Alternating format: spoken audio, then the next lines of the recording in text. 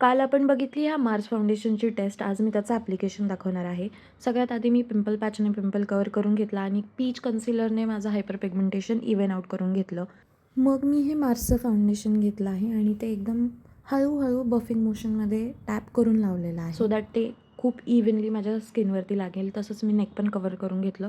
मला इथे करेक्शन करायची गरज नाही पडली, पिगमेंट खूप छान होता. नंतर मी लिक्विड ब्लश घेतला आणि ते सुद्धा मी बफिंग मोशनमध्येच अप्लाय केलेलं आहे आणि तोच ब्लश मी आयशॅडो म्हणून सुद्धा यूज केला आहे. त्यानंतर मी काजळ लावलं आहे. काजळ पसरू नये म्हणून मला आयशॅडो यूज करायचं, पण त्याआधी आपण बेकिंग करणार आहोत.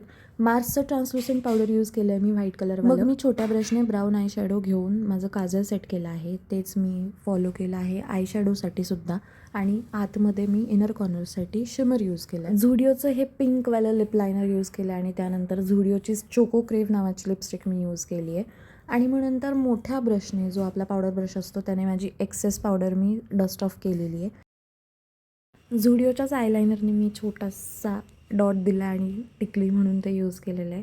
असा हा आपला मेकअप लुक कंप्लीट झालेला आहे. कसा वाटला हे तुम्ही कमेंट सेक्शनमध्ये नक्की सांगा. बाय.